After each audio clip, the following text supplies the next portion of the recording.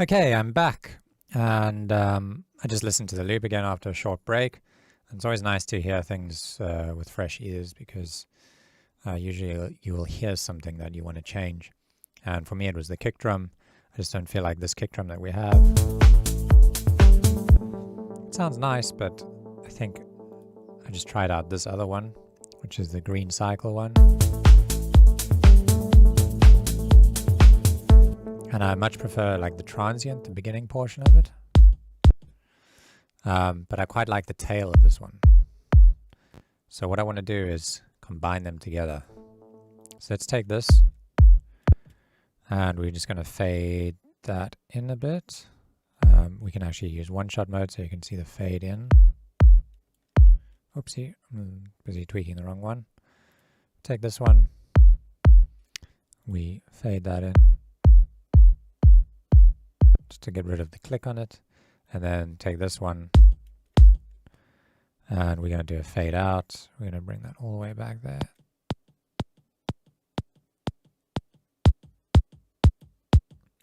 And you'll see sometimes you're trying to fine tune this, it doesn't quite, it snaps around, you can just turn off snap.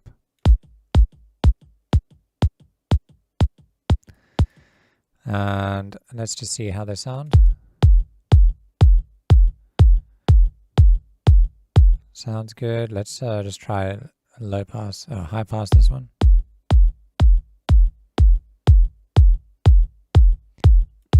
I like how it sounds now.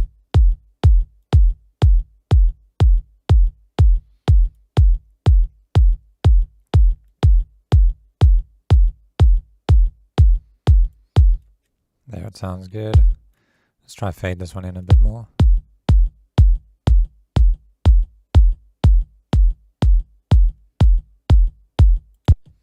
Let's listen to it.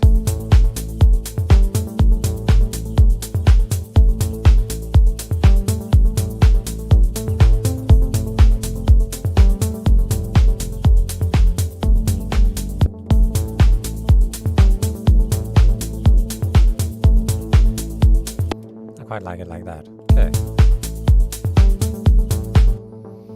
Whenever you're layering kicks like this, you got to be really careful and just work on the fine tuning, because again, the phase relationship between two sounds is really important.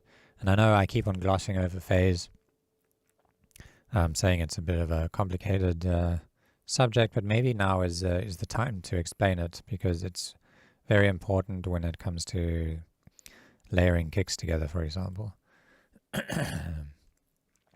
So let me quickly explain phase, and then we'll move on to the arrangement. All right, so when we, I think I'm going to use Serum to explain this. Okay,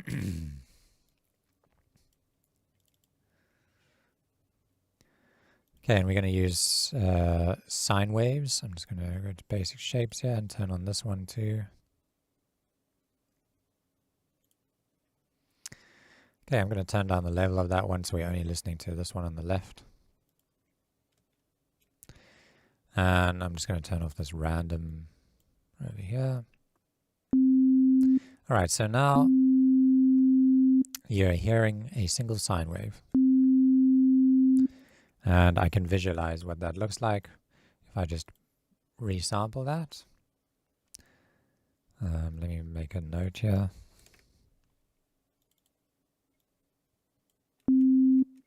Let me do it a bit lower down. Okay, so if I just resample that, what we are seeing is, and I zoom in a lot, we are seeing a sine wave. Let me actually make it a bit louder. Okay, now we are seeing a sine wave. All right, so now what I'm going to do is I'm going to turn up this one, and I'm going to change the phase of it to over here. I'm going to turn off the other one. Let's just set that up. Let's actually put them both at 0. I'm going to turn off this one,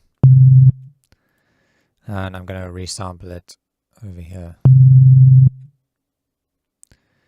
So So we got that one, and then let me just resample that one more time because I turned it up. And we got that one. All right. So the phase is basically it refers to the point in a wave cycle. So any point in a wave cycle is basically its phase. And you can change on a waveform at what point the phase begins. So for example, on the first waveform, the phase is set to here. So here you're seeing that one. Actually, let me switch these around. So this is our oscillator A. Osc A. And this is oscillator B. All right, so the phase on this one is starting kind of at 0 at this point here. If I click on phase, you'll see that little line lines up over there. And on oscillator B, the phase is set to that point. And why does this matter? Well, what happens if we combine these two waveforms that are out of phase? They don't follow the same phase. You can see here the peak of this is over here. The peak of this one is over here on this line. So now they're not in phase. Let's solo these and listen to them together. Let me just turn them down because they're clipping.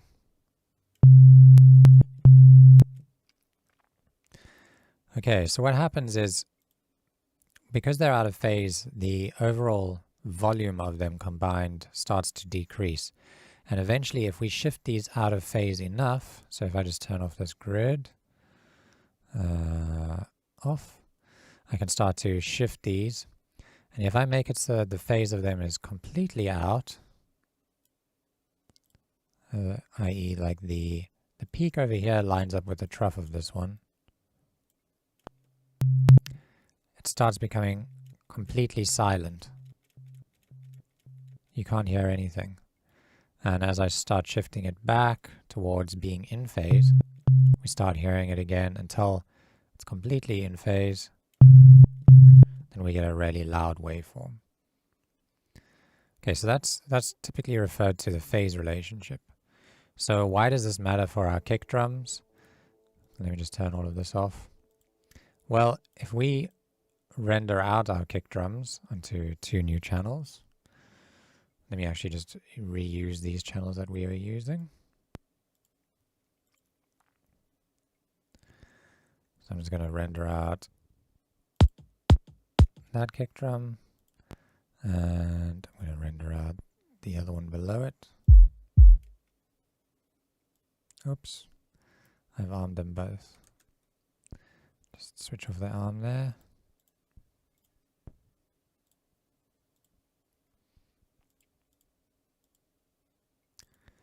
Okay, bear with me. Okay, now I'm just going to render out the second kick drum. We can see that they both consist of sine waves, and these sine waves have a phase relationship. You can see here we've got peaks over here and over here, and these peaks, kind of the phase relationship over time is changing.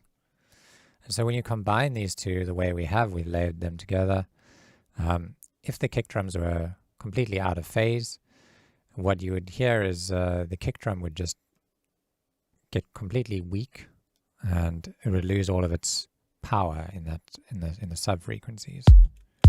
So at the moment, I did it by ear and it sounded good, and it seems like I was pretty spot on, because we can see here these are more or less in phase. They don't ever go completely out of phase.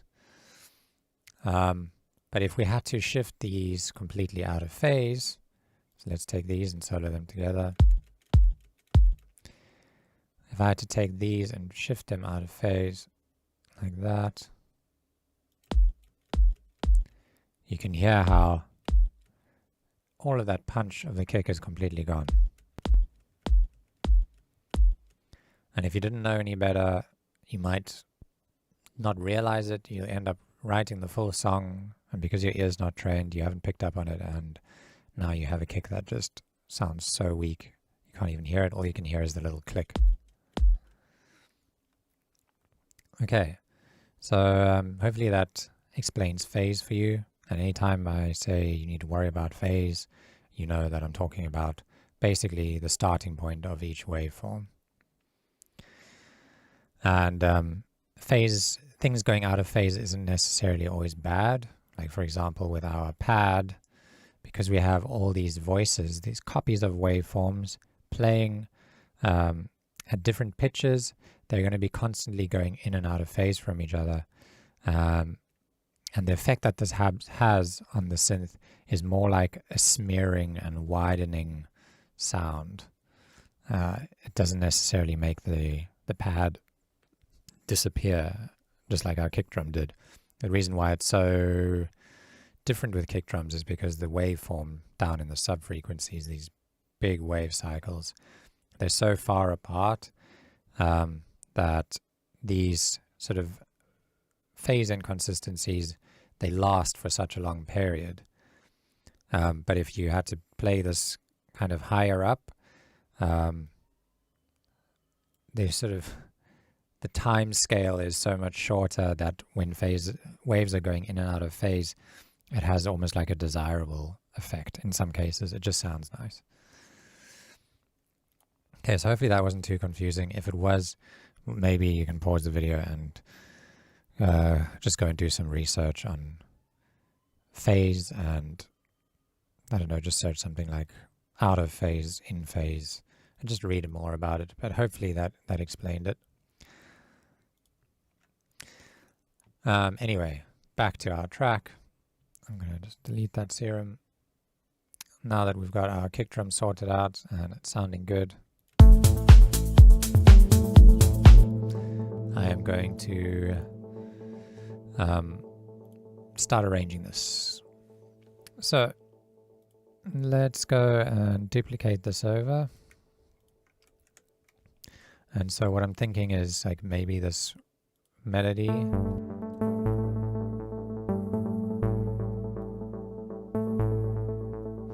maybe it can develop over time. So what I mean by that is we've got all of these notes. We can maybe create a pattern out of the top line and then introduce the second line and then introduce the third line, or in the reverse order, something like that. Let's just try removing both of these and seeing how that sounds in the track.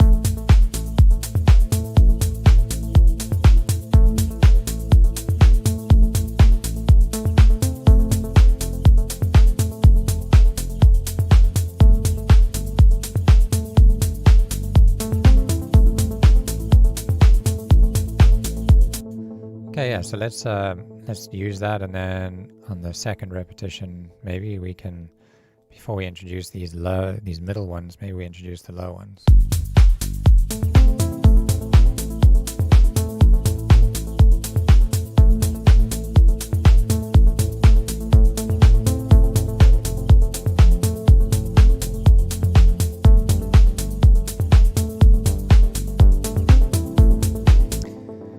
Okay, but I'm thinking we can have maybe like 16 bars. So there's 8 bars at the moment. So maybe we just make a gap here, and I'm going to hit Control I. I'm going to duplicate this. And then we'll duplicate this one. And then as the track develops, we'll begin to introduce that third line of notes. But for now, I think that's fine. We can also start adding some automation to this.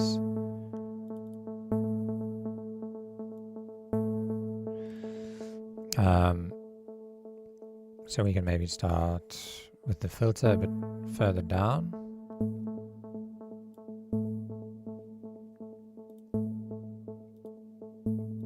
And then slowly shift it up.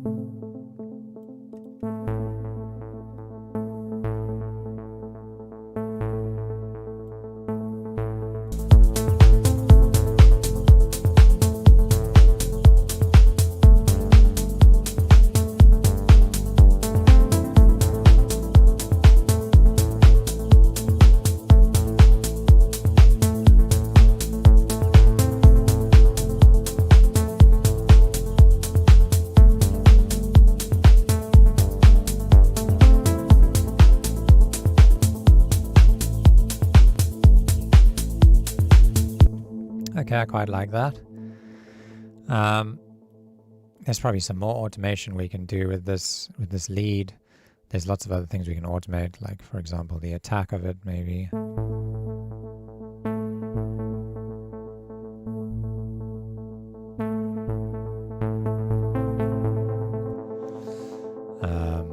So maybe we can map that to like an LFO that changes over time. Seeing as we're on the topic of LFOs, let's put an LFO over here and map that to the attack. And we don't want it going that far. Let's bring down the higher value. I think around 16 maybe.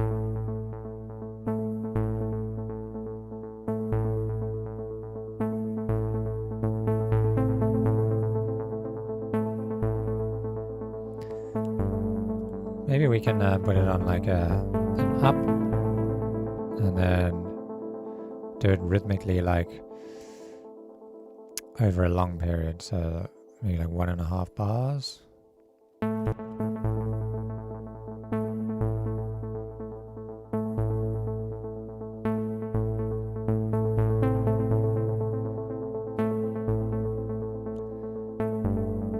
Maybe a bit longer.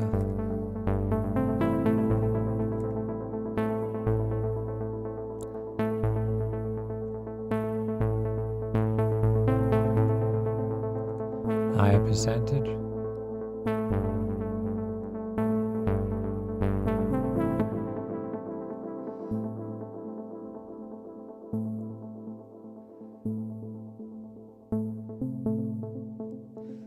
There we go.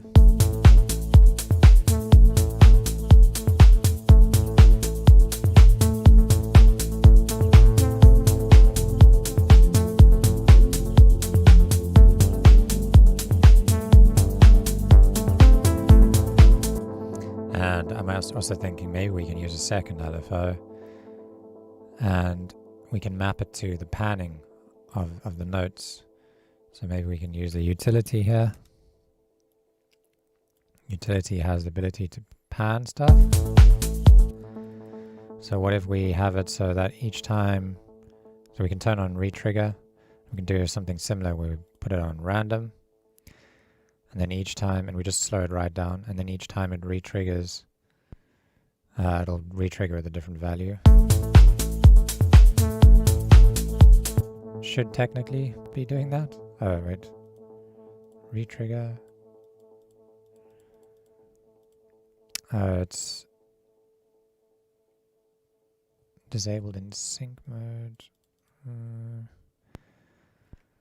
Oh, we can't use this retrigger. It's like a manual retrigger. Maybe there's a different way to do this.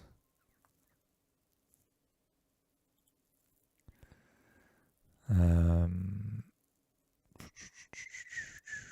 think I've tried to do this before with this synth, and you can't really do it, I don't think. There's no panning anywhere.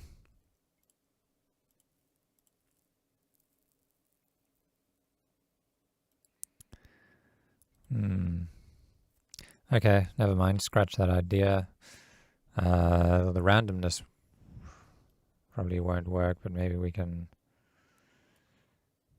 set it to like 8th notes or something.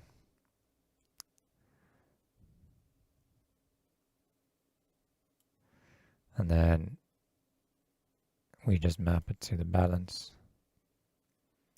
And then each time it plays, it'll play in a different spot. Let's bring down the amount so it's not so panned. Bring it up to like maybe 70 and 30%.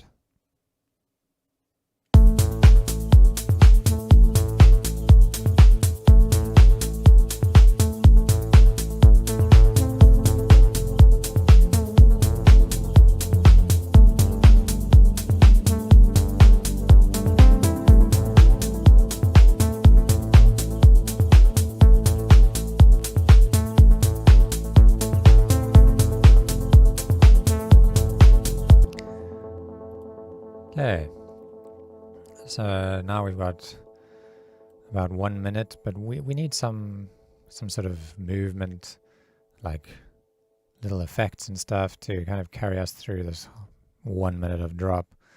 We can't just only have movement through this. So maybe we can automate the frequency of this, slowly open it up a bit, and then close it down again, maybe a little bit, then open it up even more. Let's see how that sounds.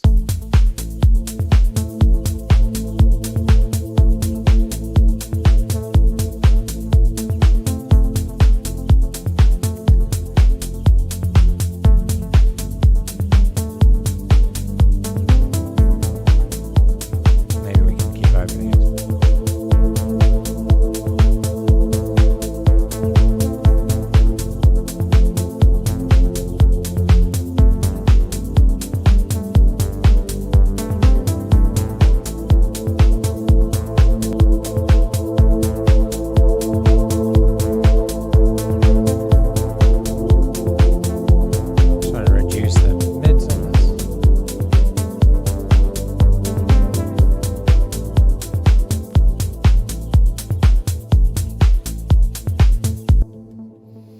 Okay, now let's maybe do some resampling to add some cool little effects.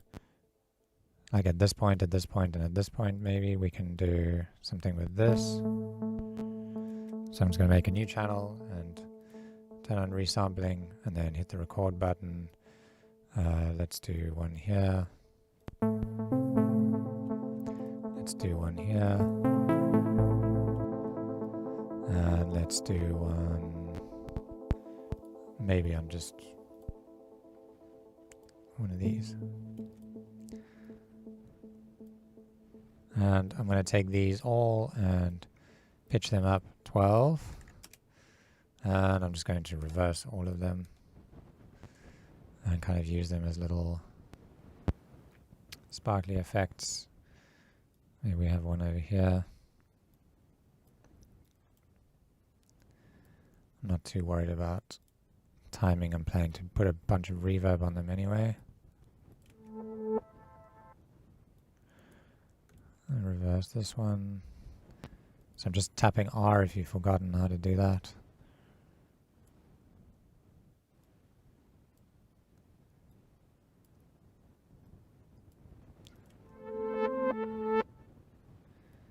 And on this one, we're going to reverse that, and maybe we can make that divide by 2. And then with these, I'm going to add a bunch of delay to them. A whole bunch of feedback, some ping pong, and a reverb. Almost like 100% reverb. Big decay, smaller size.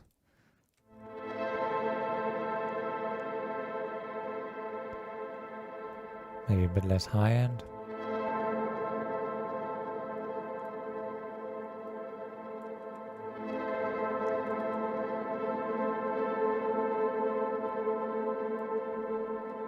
I wonder if it'll sound nice to pitch this up another +7. Remember the perfect fifth, so go up to 19.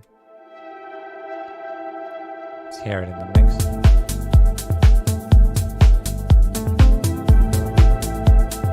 Sounds a bit off to me. Let's rather go back to 12. And I think I might put an auto filter at the end of this so that it's not so bright.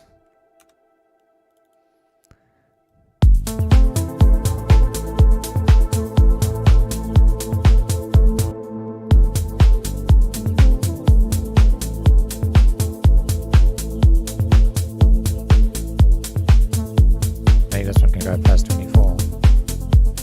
Be a bit quieter.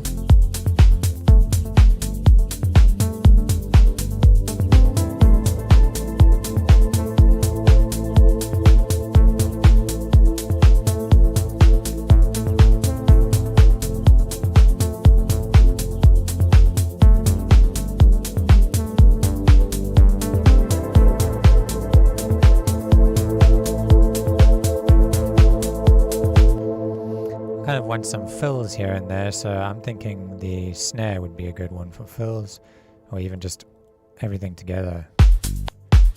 All three clap snares. So like maybe over here,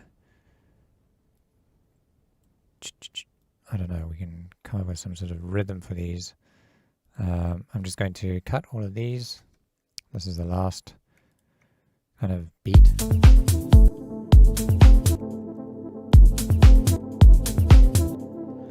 And I'm thinking we can just copy that across.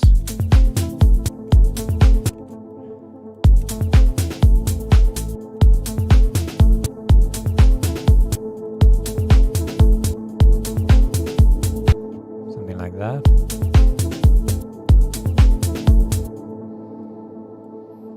With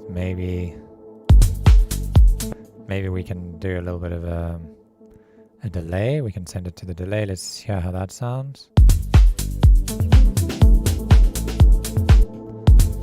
No, maybe the reverb. Yeah, just sending it briefly to this reverb. Sounds pretty cool. This is the reverb. Maybe we can make it a bit bigger and a bit darker.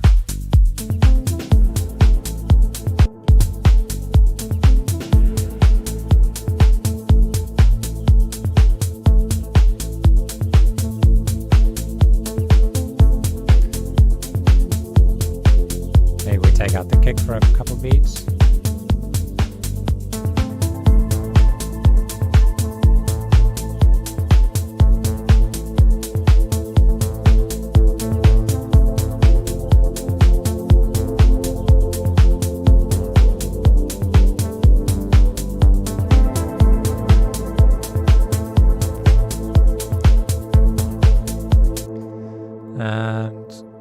Let's do that again. I'm just going to copy this whole section, duplicate it over.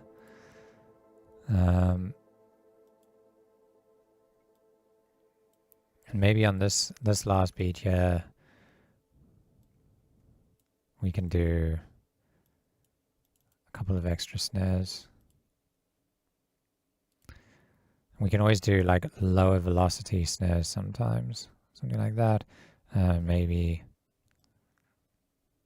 another one here, or another one there.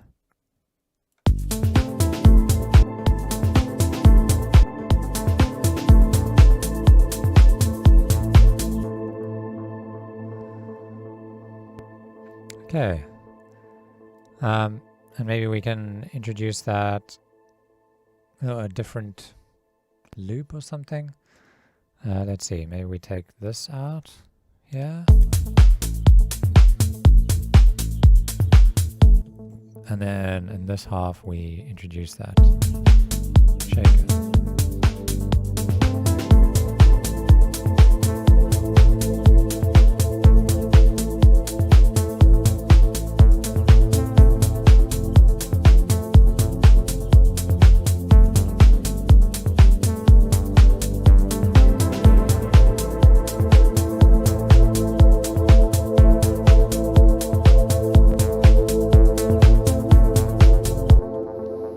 Maybe we can do a couple more snares going to the reverb, like that one there.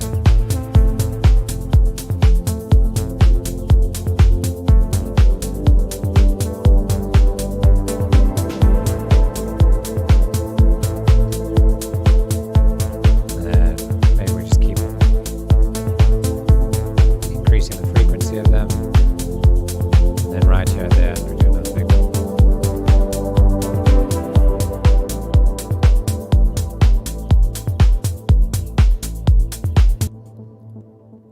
Okay, so that feels pretty good so far for our first drop section. We can always add more detail afterwards. And now I'm feeling like, okay, we're going to go into the breakdown, but the breakdown in this song is not like our previous songs where we just cut out all the drums and then do something euphoric. We're going to keep this one kind of grooving. So I'm going to keep in a lot of the elements and maybe just high pass the kick drum. So let's just, let's copy everything over. Like this. And I'm going to remove all of these big reverb hits. and just keep it a bit more simple through here. And then what I'm going to do is take all of my drums, I'm going to put them in a group. And if we haven't, I don't think we've gone into groups yet, but groups just basically allow you to take everything and put it all into one group by hitting Control G. And then we can name that group drums. And the cool thing about having a group is you can run everything that's in that group through whatever processing you put onto the group. So for example, if I put a reverb onto this entire group and turn it up, now we're just hearing reverb on everything.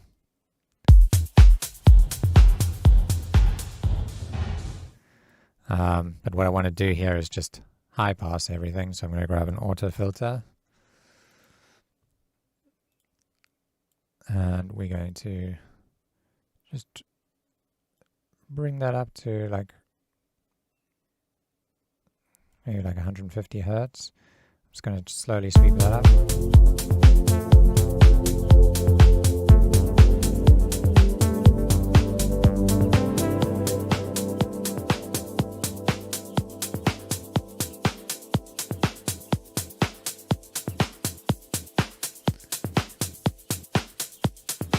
I'm going to keep moving that up a bit. And so our breakdown's literally just going to, the groove is not going to stop. It's still going to be there, but we're going to do something else musical. And then we're going to have our next drop after that come in over here. And it's going to sound really cool because the bass suddenly comes back in, and it's a big payoff. And I'm thinking maybe also like a snare roll or something building up to this. I don't know, we'll see. So we're going to take out the bass for a bit. And let's see, maybe we'll continue with the pad here, but we'll build a bit of tension through the first section here. So what I'm going to do is delete these chords and just keep that going through there.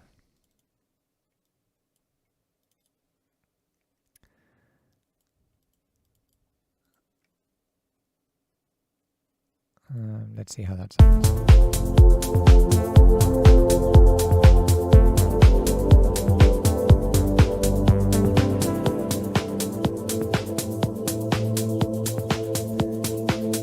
Maybe we can keep this going, but without the extra movements here, just that single note. We're just going to keep that kind of plotting along. Let's check our automation because we've got some automation here. Maybe we can bring it down a bit.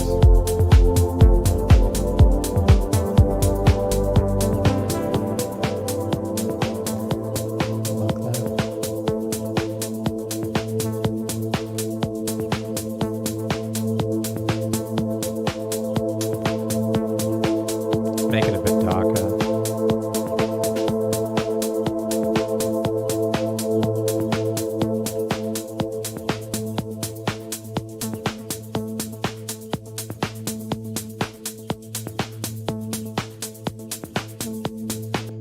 Maybe we can pitch this down.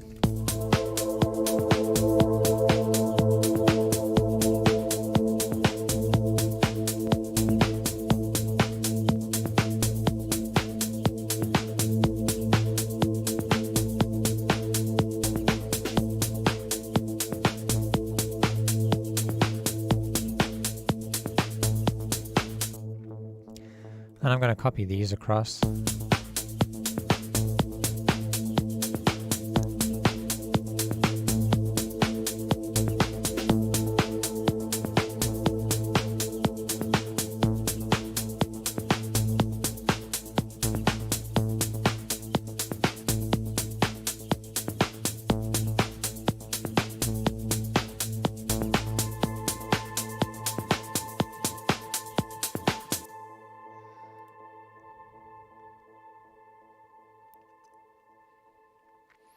Okay, so where do we take it from here?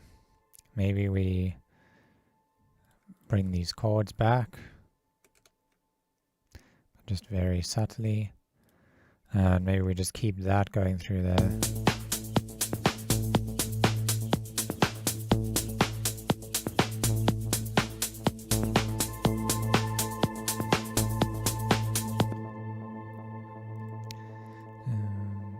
And maybe now we can introduce, I don't know, another lead or something. Maybe something sustained, that like a nice long, you know, like a typical synth solo or something. Let's try that out. Let's grab Wavetable again.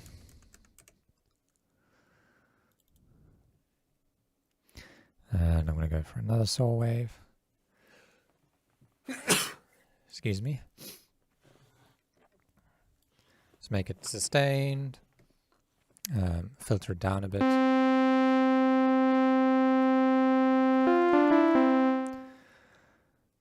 And what I want with this is maybe we can use an LFO to modulate the pitch again and give it like a bit of vibrato. So I go in here and we go to pitch, LFO 1.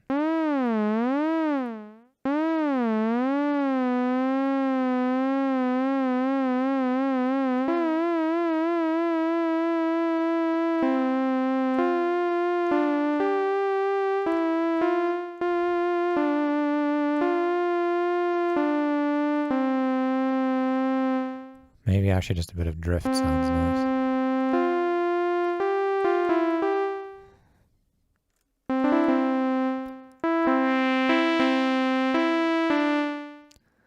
Okay, let's make it a bit softer.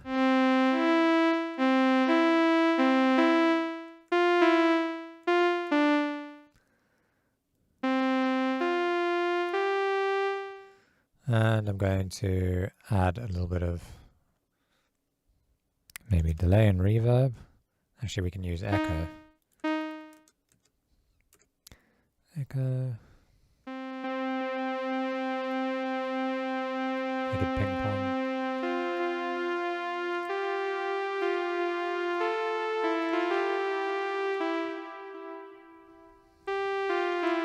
Let's make it a bit steeper.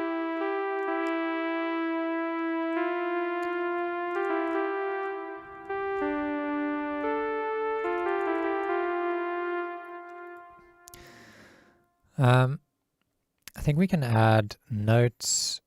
We can assign our notes to the filter so that the higher the note we play, the higher the filter goes up. Let's just try that.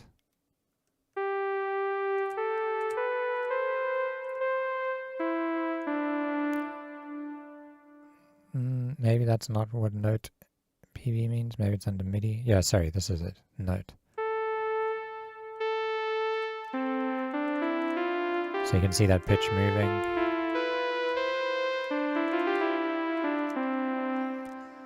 That feels nice.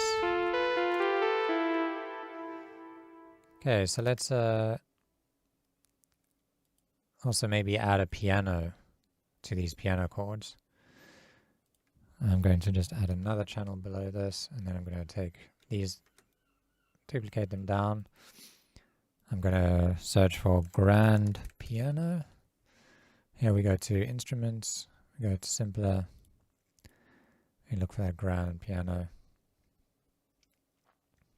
See how that sounds. Sounds really cheap and shitty. So let's make it a bit softer. And I'm going to also pitch this down an octave. I'm going to select all, hold shift and hit down.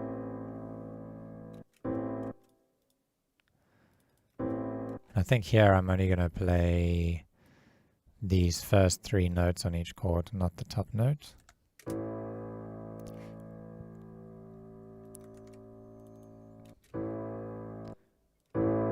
Make it a bit louder. And then let's just grab an EQ and low pass it.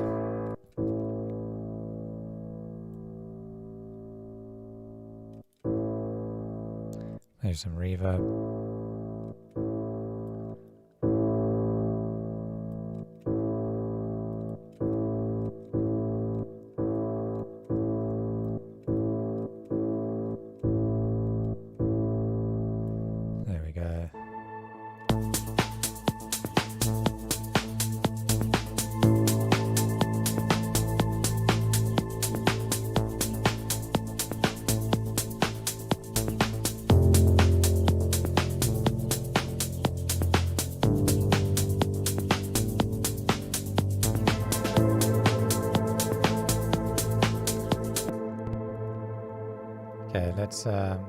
let's make a little lead with this wavetable lead that we've made.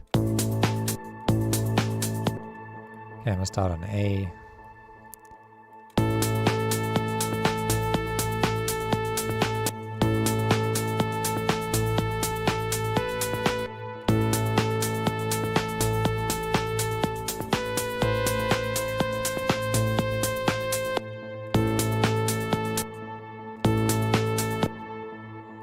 I'm gonna go da-da.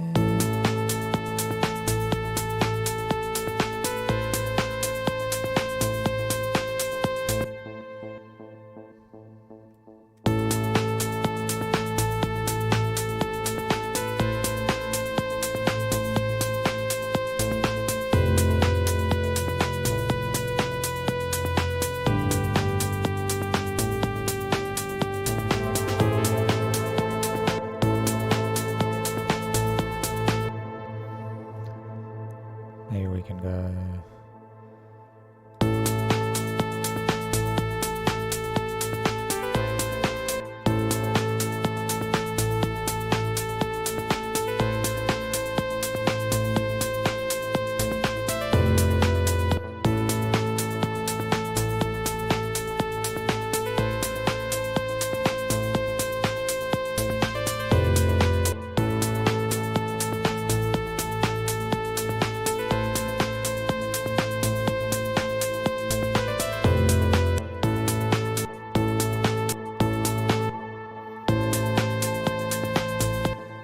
Really try and get down these notes nicely.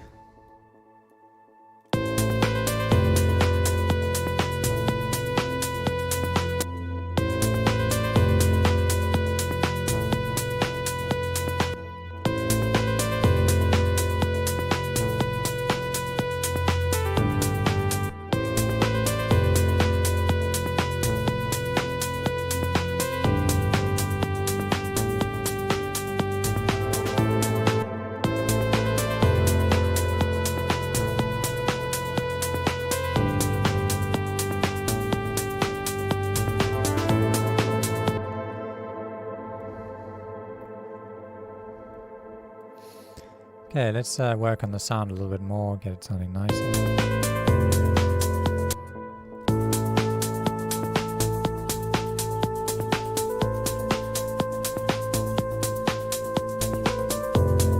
Maybe play with this LFO a bit more.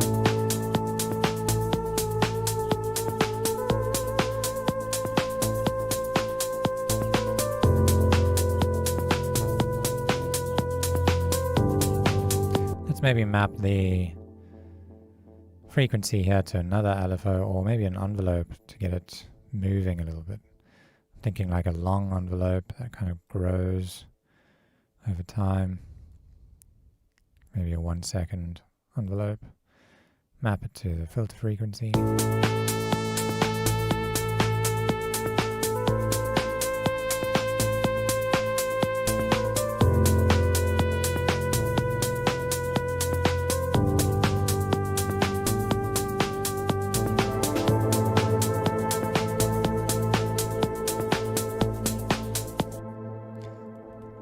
Now we duplicate this.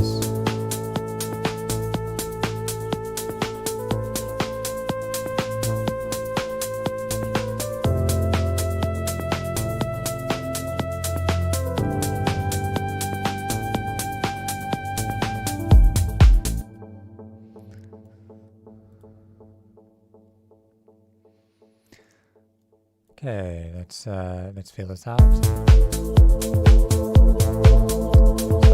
Bass will come back in here.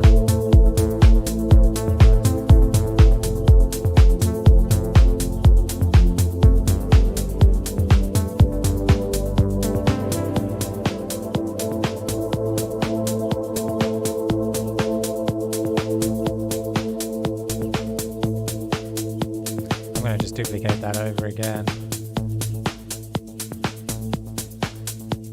And the piano and the pad. Keep this going, and then maybe we can bring this back in here with these additional notes.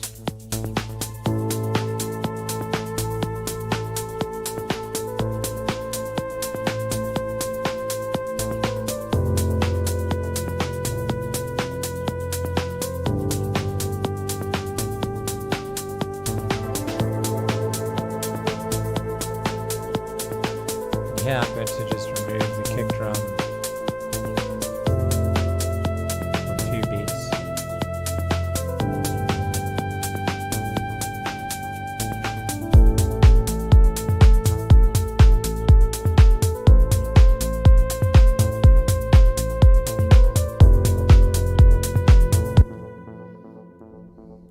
I think it'll sound better to kind of just drop into the groove after this.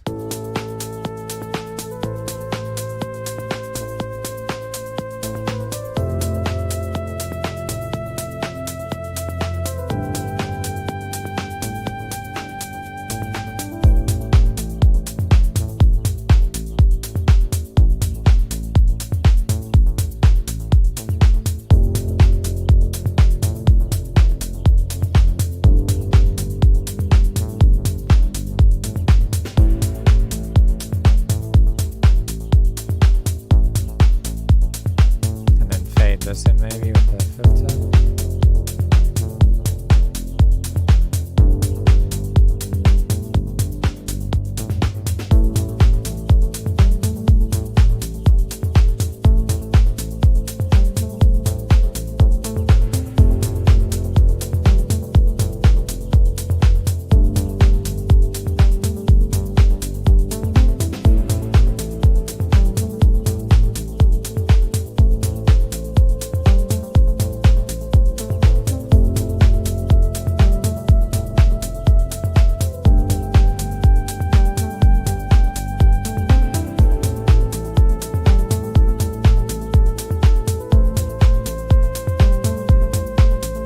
Try some unison on this.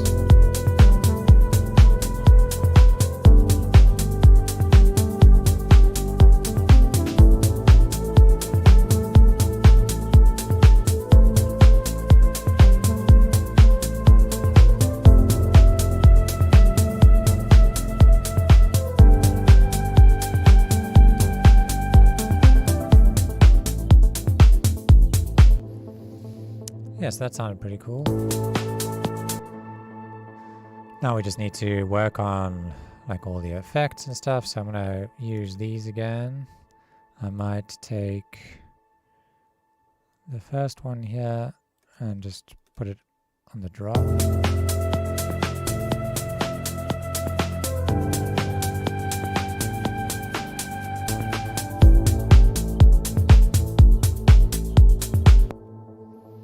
Or let's get a busier one like that one.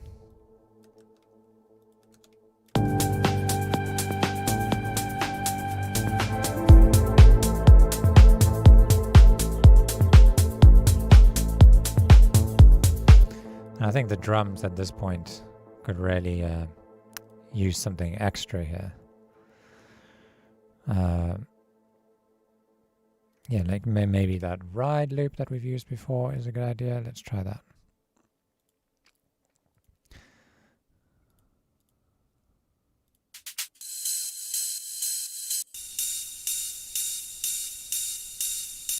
Let's try that one.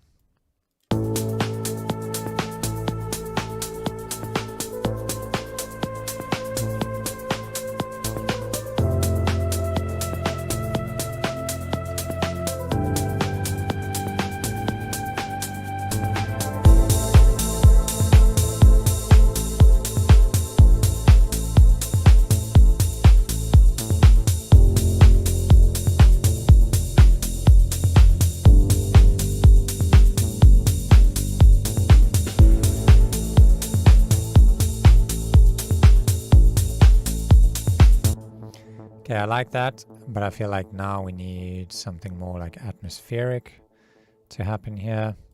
What about making another kind of like pad sound? Let's open up Wavetable again.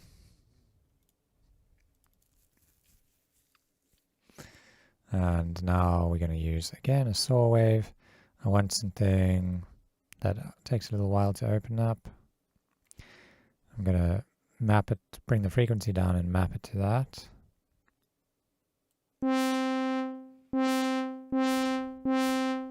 Steep curve.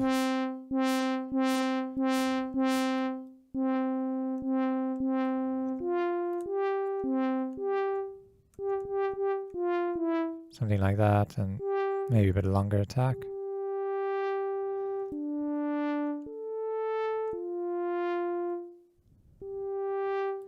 Let's use a different shape, combine the two. Maybe 2 different octaves. Or we can turn this one into a perfect fifth by doing 7.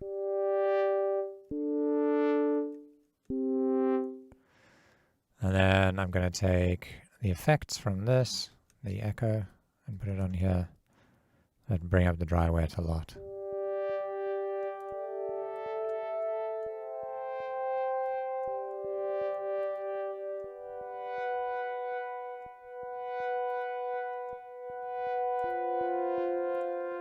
Yeah, that sounds cool. So let's play with these.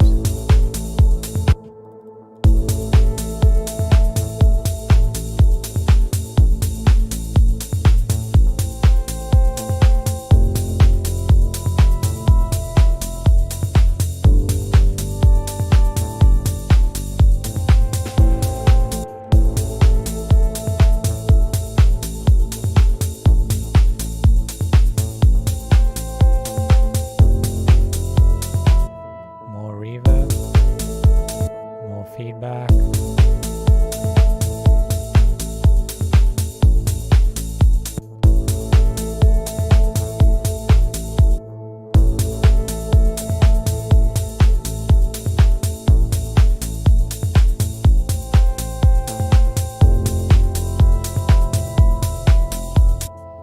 Let's just turn this one down and see how it sounds. Some unison might be nice. Let's go with some different mode here, maybe shimmer.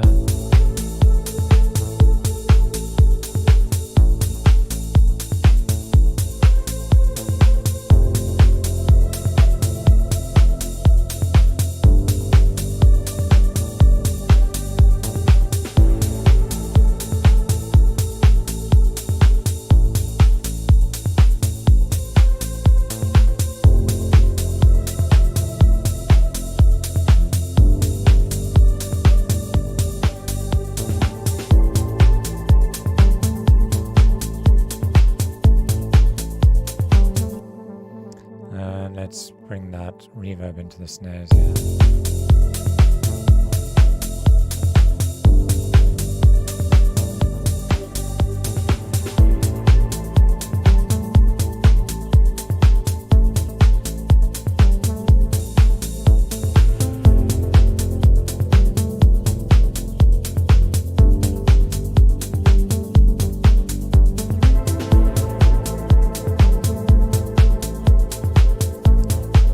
Start to wind down the track a bit.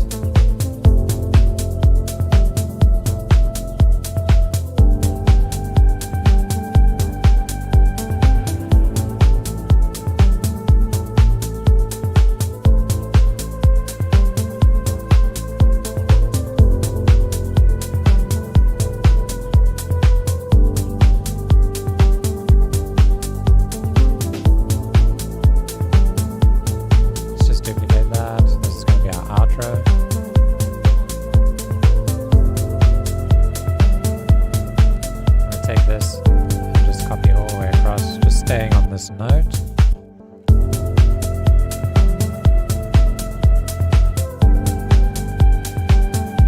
And then go back to these.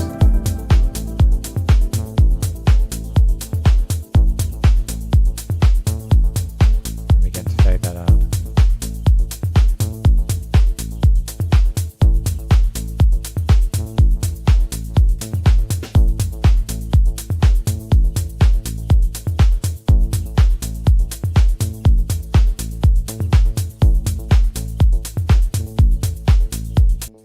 How long is that?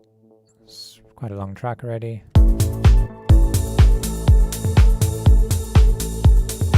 Maybe we can copy these pads across.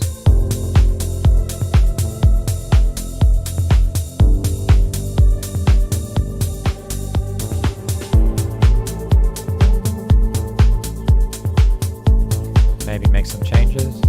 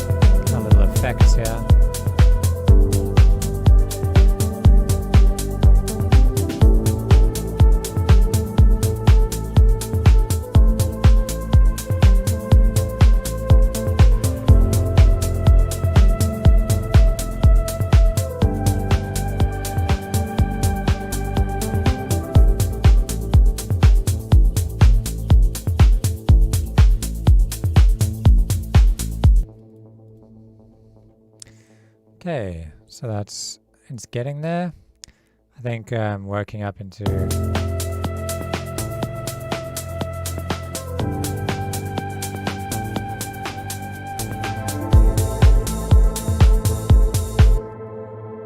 this section could probably use a little bit more of a build-up. And there's ways we can subtly do that. One is through use of reverb on the group. So if we use reverb here, we can kind of make it sound a bit more like that.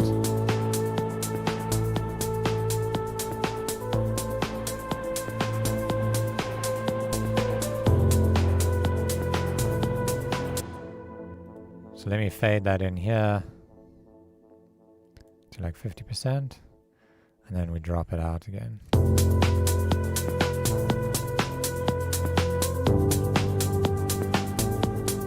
You can also use an auto filter to kind of filter out the high end a little bit more. That'll create a nice bit of contrast. And then open it up on the drop.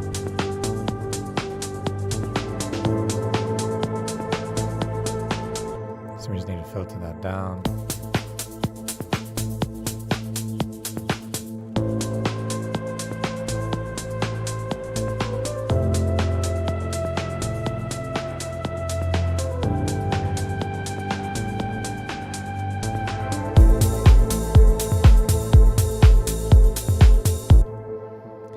Maybe we slowly bring that back up over here.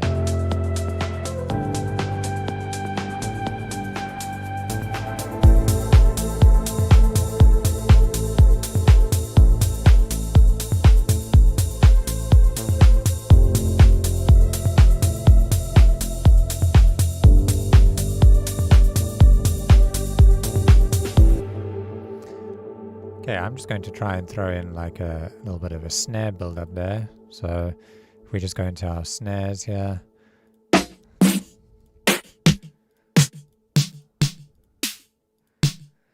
Find a nice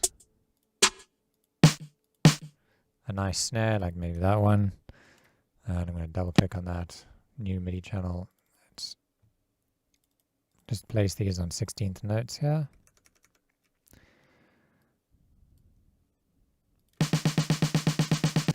Okay, humanize time, just as we've done before.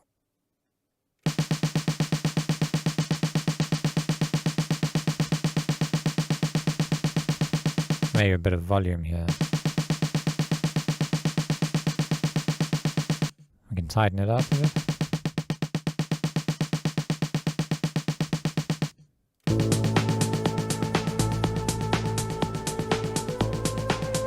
We don't want to make like a huge like EDM build up here, so we're just going to fade this in subtly. One way to do that is with volume. So if we consolidate this whole clip, we can take these notes and increase the velocity over time. So you could sit here and manually do this one by one, which would take a super long time. So I'm not going to do that. Or you hit the B note on your keyboard, which brings up this pen tool.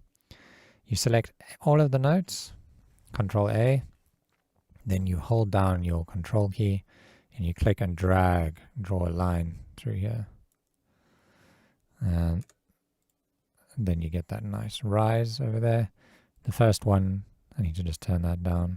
That was a mistake.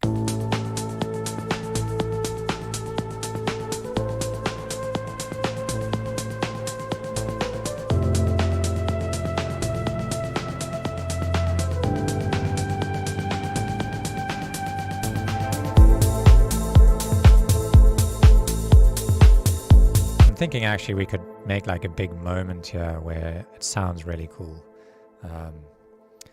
Something we can use like maybe an LFO to do a cool kind of exponential effect. For example, let's make another pad sound with wavetable.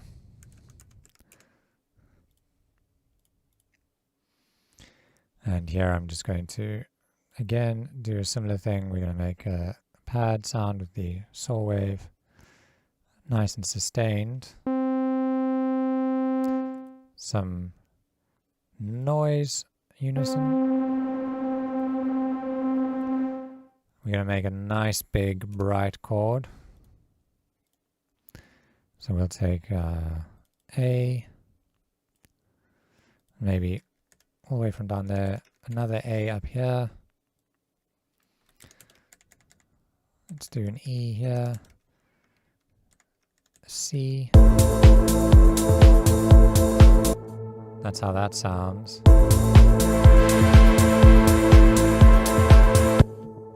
Okay, let me just put an EQ on there. I don't want the low end in there. Now what the idea is to use an LFO to make this go wop wop wop wop wop really fast, but then slow down. Like, if you know what I mean. Okay, so we'll grab this LFO and we'll assign it to the frequency. And now we take the LFO and we can just play with the rate. So that's one way to do it. It actually might sound better to, rather than assigning it to the frequency, we can assign it to the amp. And then adjust the frequency over time. Let's go back into the matrix. I'm going to double click there to delete it. And we'll assign it to the amp.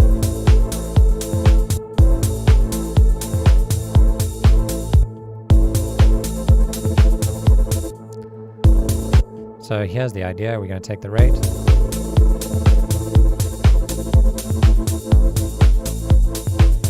And do that over time.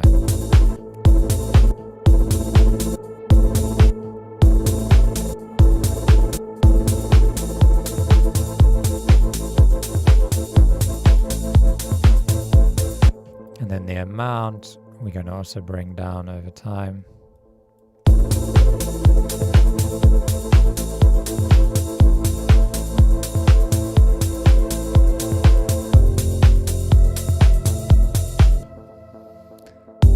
Now we can take this frequency and we can maybe use an envelope with a long decay and map it to the frequency. Let's see how that sounds.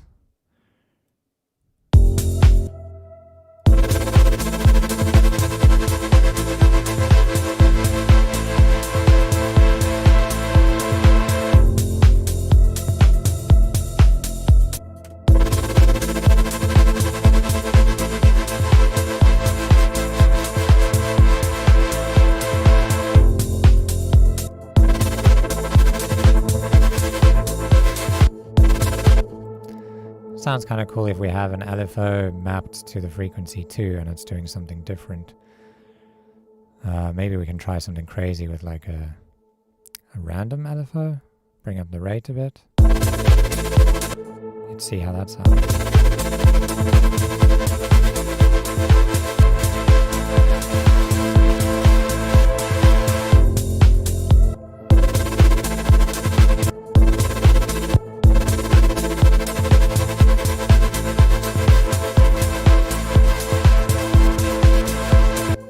Sounds a bit weird. Maybe change the shape.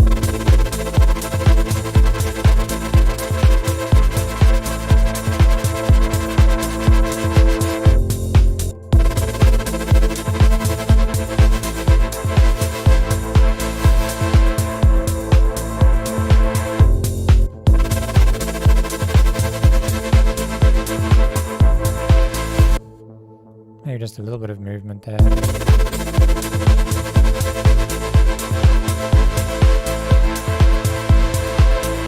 Let's also sidechain it. I'm going to copy the sidechain from the bass. Oh, the sidechain is broken because of all the layering that we did with the kick drum. We kind of took out the power from one of the layers. So now we just need to fix that. Let's go to the second kick.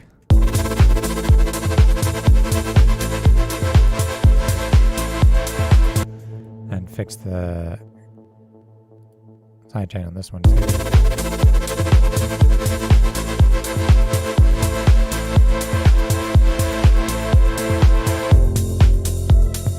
Maybe a little bit of reverb, and I might take out a little bit of the high end from this.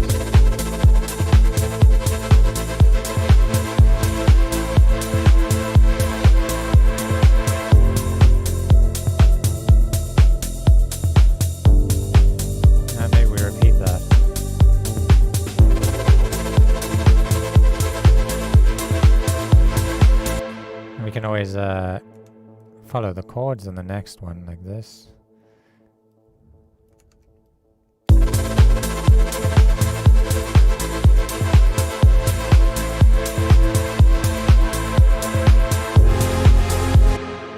Whoopsie, we need to fix that.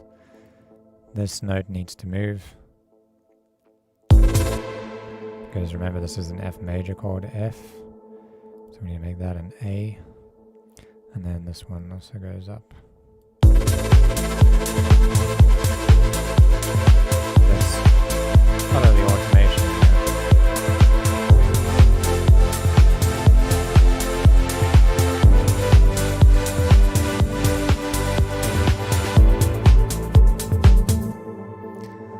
I'm not too sure about those other notes, but I just want to try it out quick.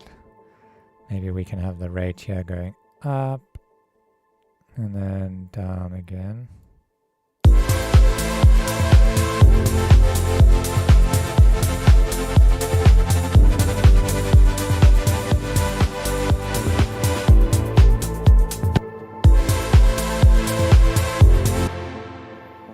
And what if we use this frequency here and filter it down as we come through here? Then it's not so in your face.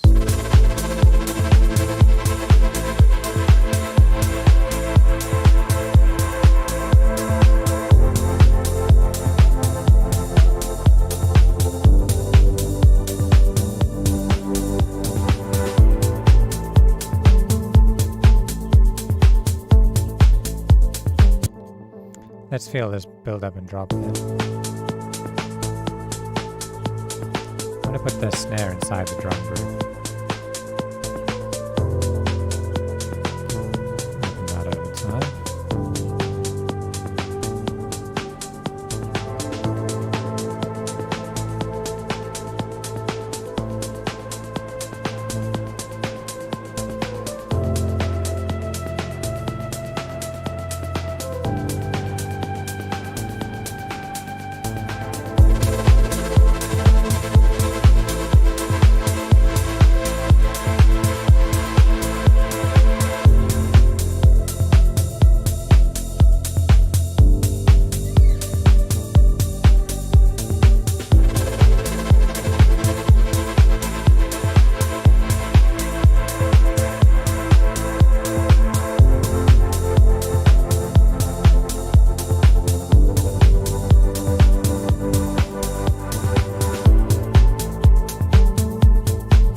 That's cool, except I think this just needs to repeat twice.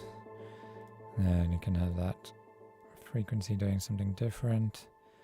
The amount. Do something like that. I've also noticed there's a bit of bass kind of building up to this, which I want to get rid of.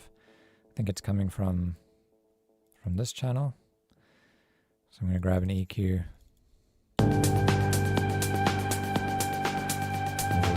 Do this.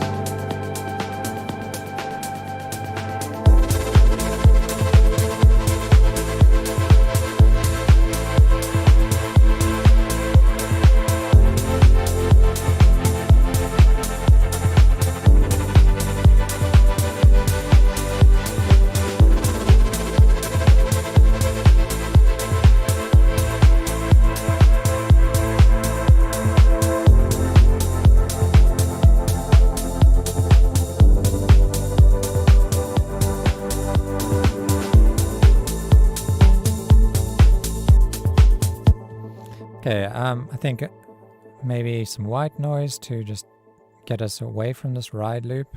Just like a little splash through there would be good. Or a crash or something. Yeah, maybe let's just do some white noise. Thinking maybe we take operator.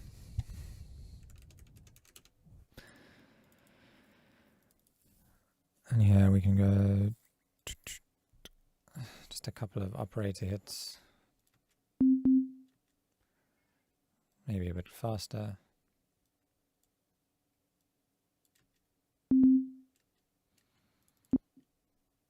Make that white noise. Turn off the filter. And make the envelope on this shape have a long release, but less of a sustain and decay. And some spread. Okay, the release is way too long.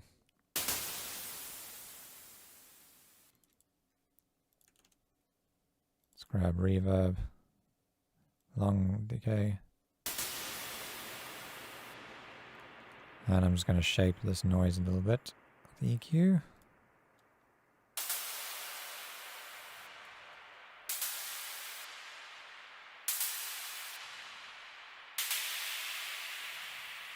Something like that.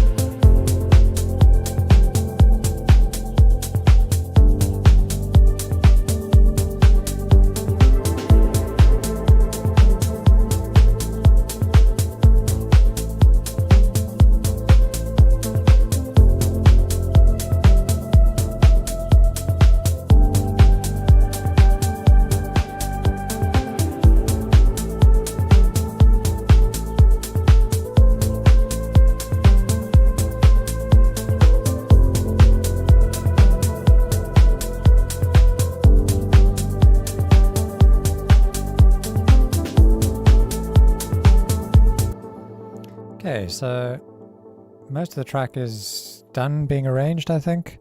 We just need to make the intro, which should be pretty simple to get to from now. So let's just see how this sounds. I mean, this is virtually an intro in itself, so I think we can just copy all of this and then maybe remove that over here.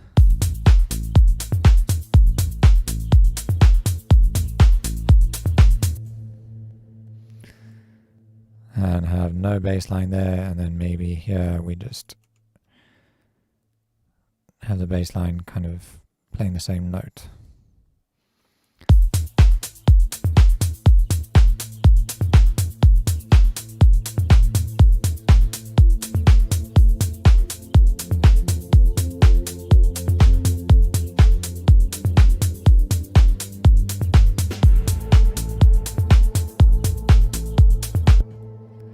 Yeah, I think also with these pads we need to also just be playing a single note here.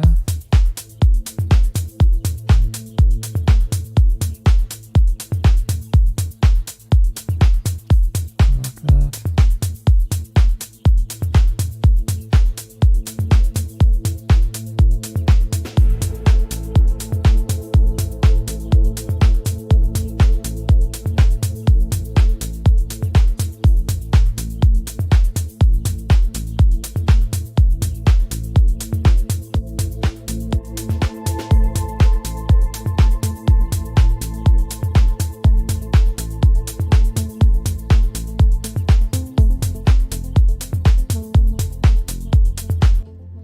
Okay, I'm quite happy with how this is sounding now. Let's do our quick master. Again, just putting a limiter on it and see how that sounds.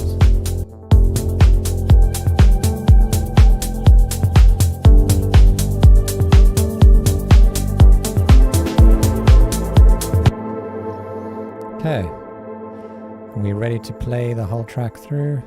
Maybe I should just quickly rename some stuff that's already named. Piano. I'm just going to call this melody. It's quite in the background, but anyway. Lead. And here we have... Oopsie. That is a pad again. Pad 2 maybe. And then here we have big... LFO chords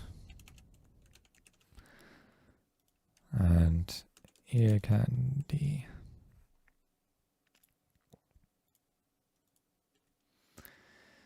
All right, time to play the track. Let's go. 3, 2, 1.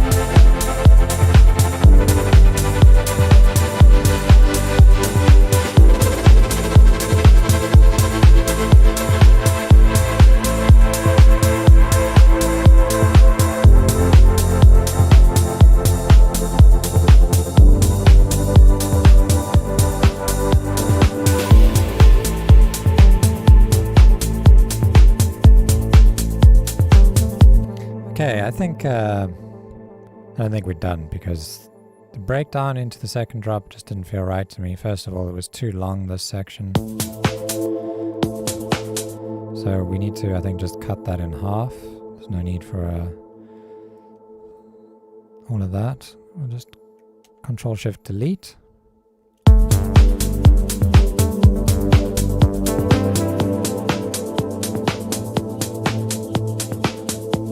I think we can start hinting at this melody through here. And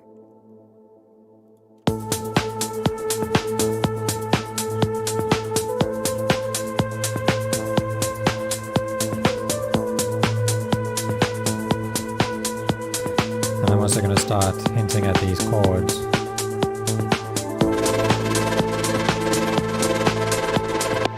But we're going to filter them down a lot more. Okay, hang on. Need to turn off that padlock before I copy. And we're going to do them twice here. And so to hint at them, we're just going to play them exactly the same, but with the filter all the way down.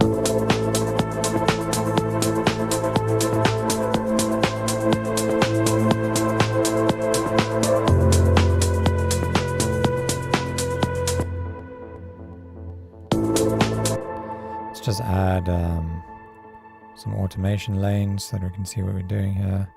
We've got the amount, we need the rate here.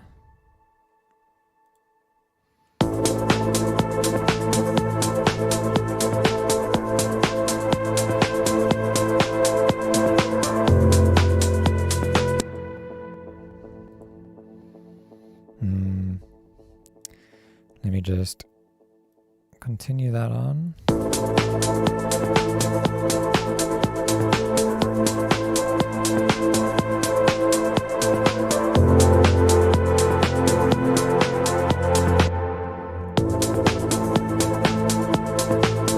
Yeah, maybe I'll just hold out that chord.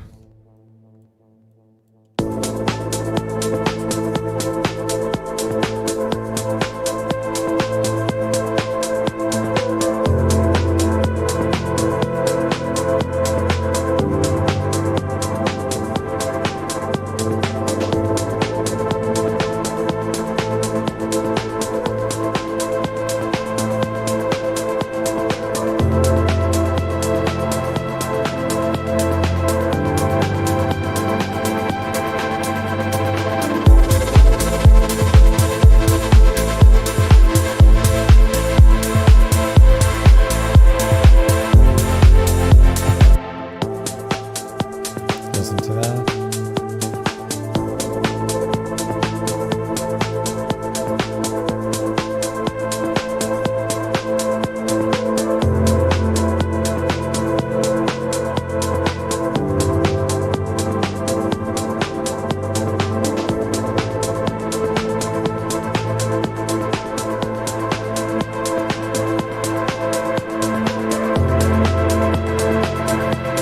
What if we cut everything out?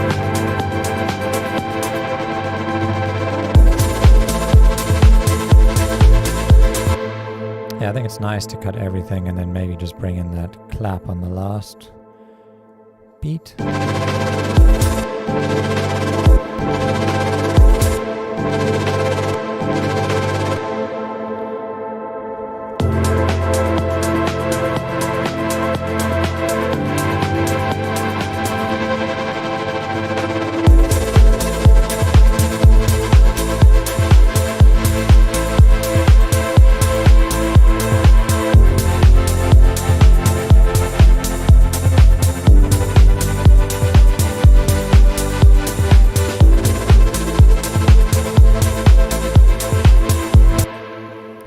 Okay.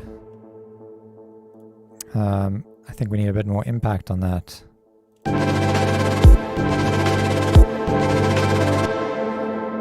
That snare, so let's maybe just turn it up.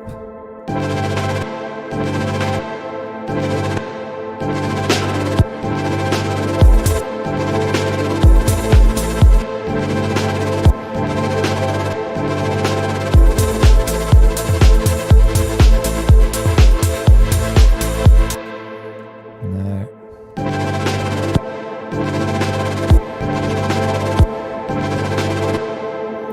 And add a bit of reverb to it.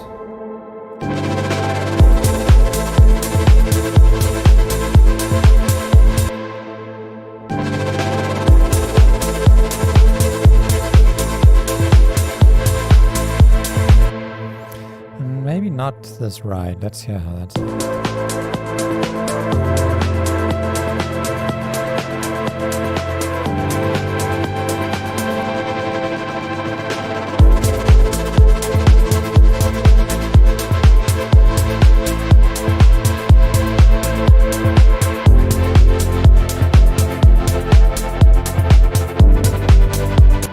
Maybe just very subtly.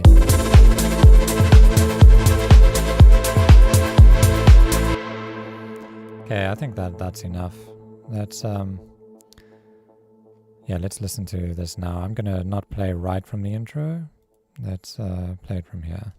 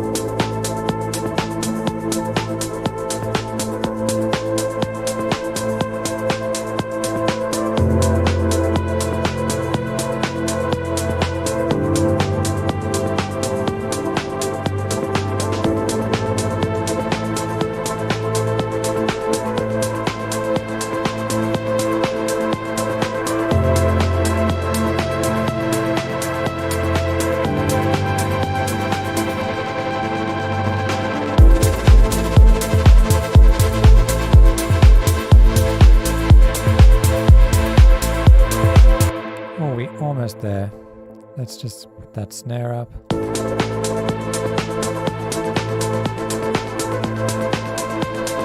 Maybe a little bit more delay.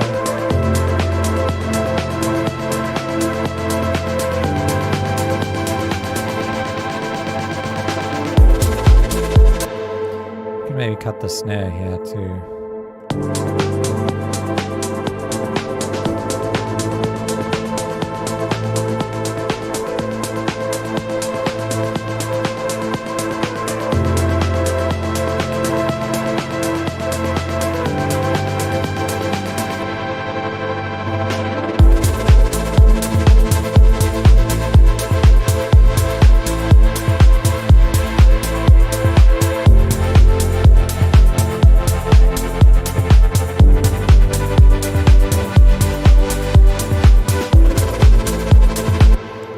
Very close, guys. We're very close. I think we need to add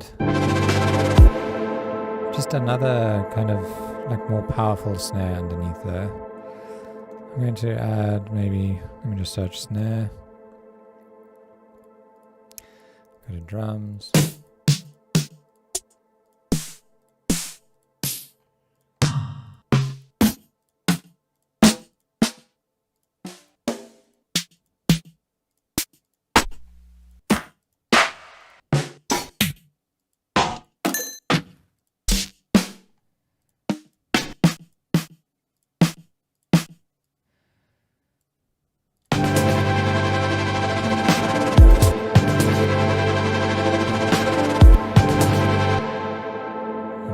Big reverb for that one.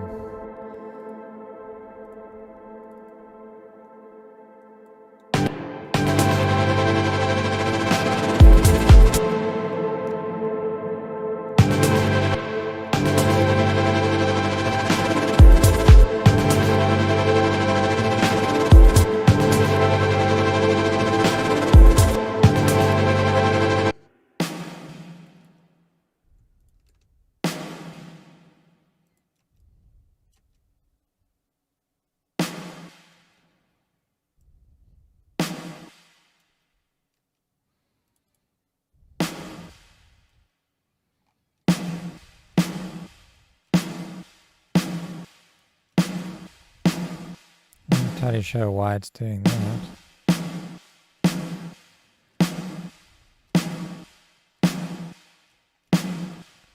Oh, right, it's because of this reverb.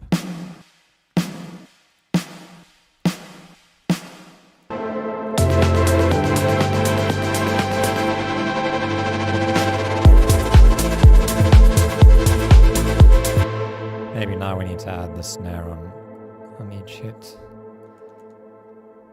Let's just hit Control J and loop that.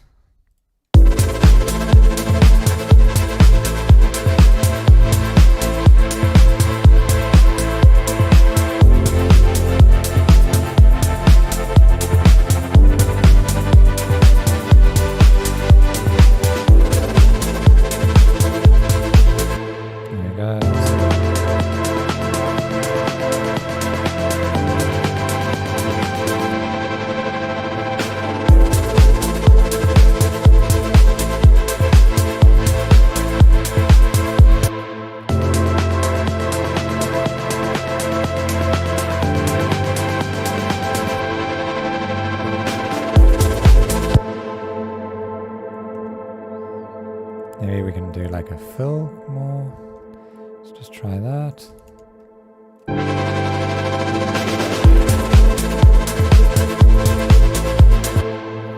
Another thing we can try is turning this more into like 16th notes. Here you can set it to beats mode, forward arrow, and 16ths. And maybe we turn it up now.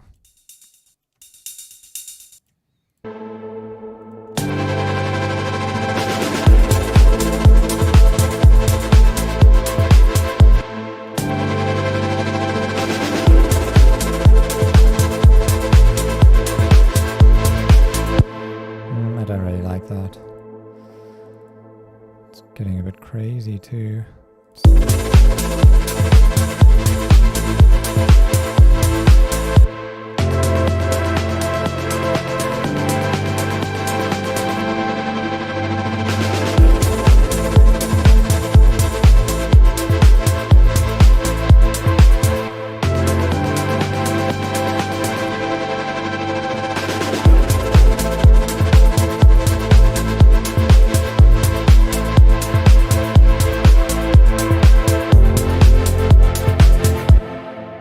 maybe that operator noise would be enough for this. I'm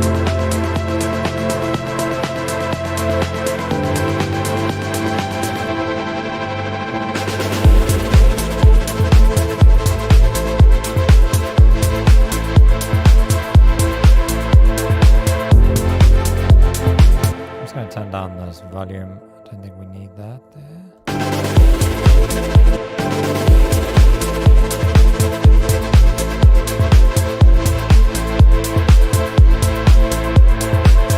Okay.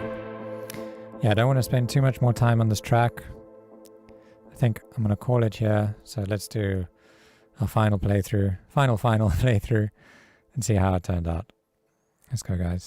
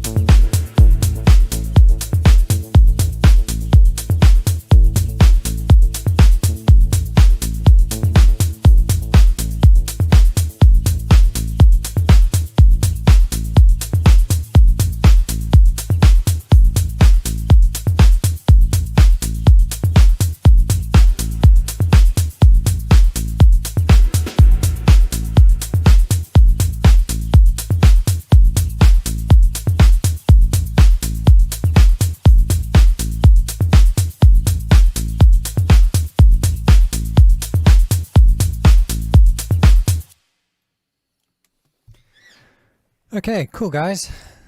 That was fun. I think it maybe gets a little bit too chaotic around here. But it's not something I want to now sit around and tweak for hours and hours. I think this course is already many, many hours long, and really the whole point of it is to teach you concepts.